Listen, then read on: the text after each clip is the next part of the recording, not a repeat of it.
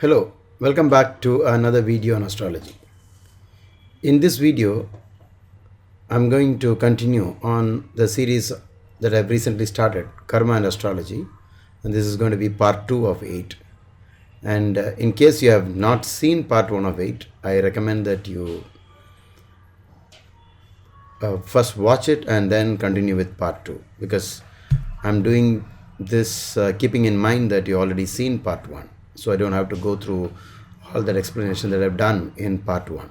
You can see that part 1, Karma and Astrology part 1 of 8 is over here. You can find this on YouTube. Also, I will be referring to another article that I've done on wordpress.com, and one of the articles I've done is Karma and Effort, and if you have time, please read this article also. So this video is going to primarily focus on karma and effort. What is karma, and what is the scope of effort in with regard to the topic of karma? So karma is based on something that has been allotted to you in this current life, and the allotment has been done based on your past, and it is not in random that things have been allotted to you. If you believe in randomness and say that there is no reason for anything that is happening to you in your life, then there will be many questions that are very difficult to answer.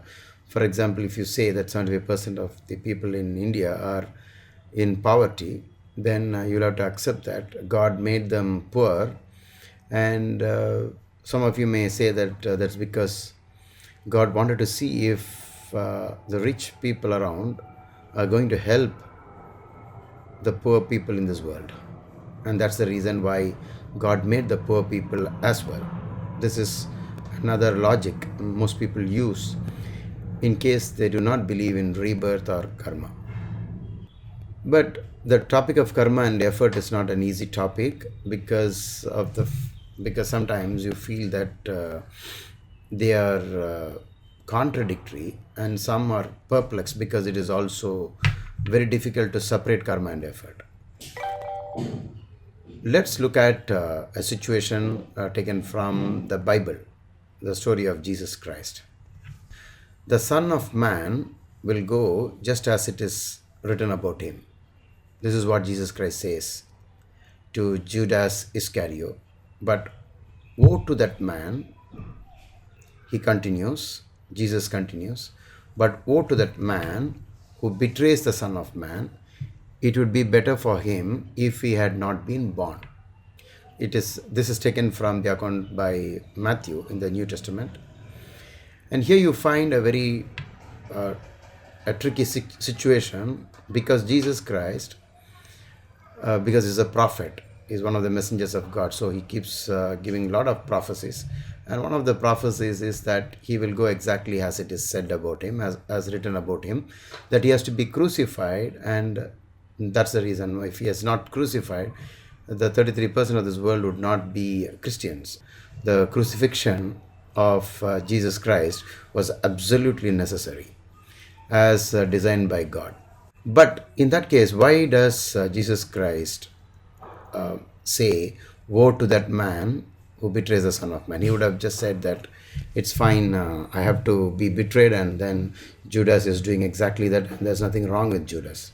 He's not saying that. He seems to be suggesting that there is a post needed to betray him, and that there's a post called the betrayer's post.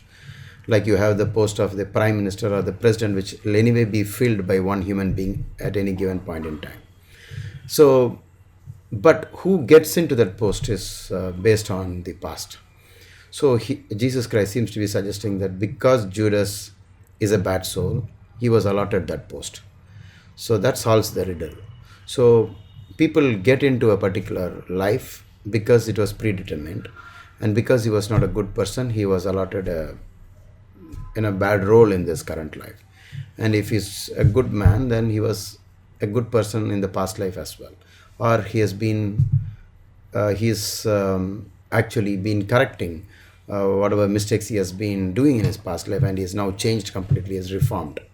But in this situation, despite the fact Judas Despite the fact that Jesus Christ says that, yes, you will betray me, in spite of that, Judas does exactly the same thing the next day morning when the Roman soldiers arrive.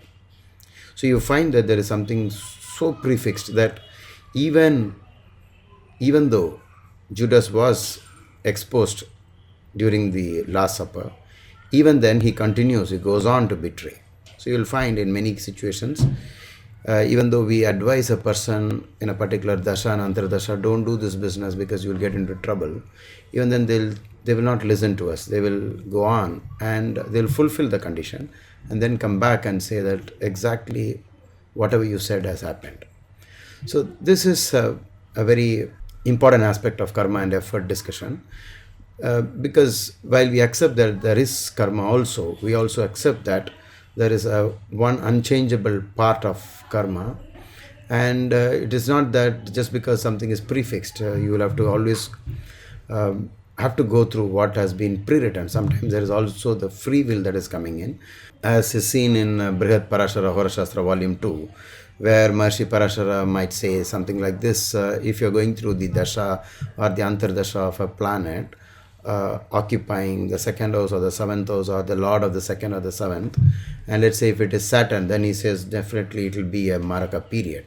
But the next line itself, the very next line, he says that if you do this and this, so basically he's hinting at some remedies, like giving a black cow in charity and reciting the Mrityunjaya mantra, then he says there is a possibility of overcoming even this situation, that life could be extended.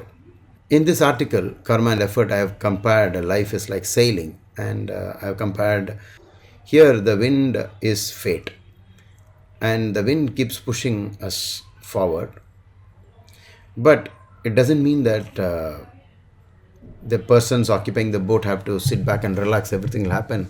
They have to take some effort in order that they take advantage of the fate or the wind.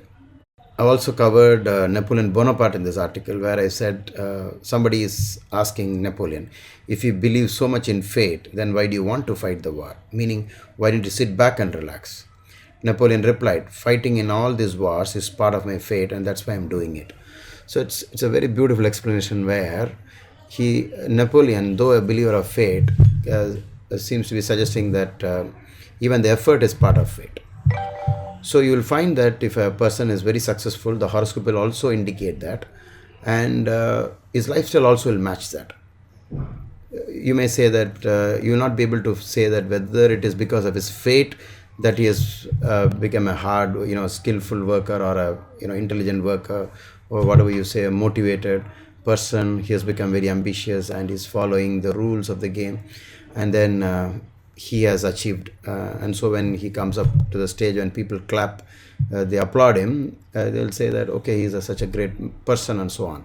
But if you look at his horoscope, then you'll also find that he did have all these combinations as well for becoming, let's say, like Bill Gates, the richest man in the world. You'll say that that's not because of the horoscope, but it's because he came up with this idea of Windows, or the operating system, and that's the reason why he became very rich. In this article, I also compared a situation where you have the horse and the man who rides the horse, and let's say this man wins the Olympic gold medal.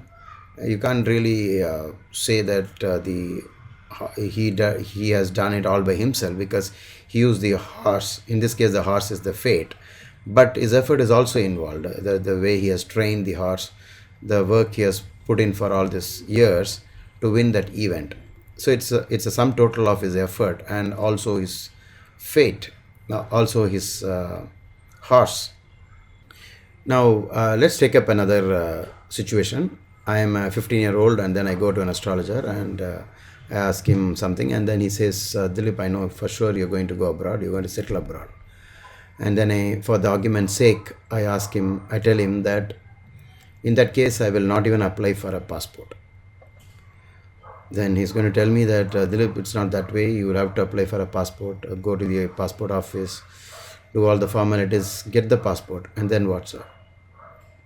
Then you will have to buy the ticket and then board the plane. and then fly and reach the other point. And this is how he will go on telling me. And then he'll say, with effort only all this can. So it is very clear that without effort, fate doesn't work.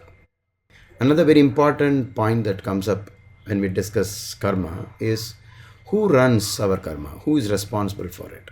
Is it God? In every religion, there is somebody who's out there recording what we are doing. Either it is God or some other system. In Hinduism, we have Chitragupta, who keeps recording all that these 7 billion, people in this world are doing. It's like he's a big computer. However, the truth is not that. The truth is that you are running your karma, and there's nobody else who's involved with it.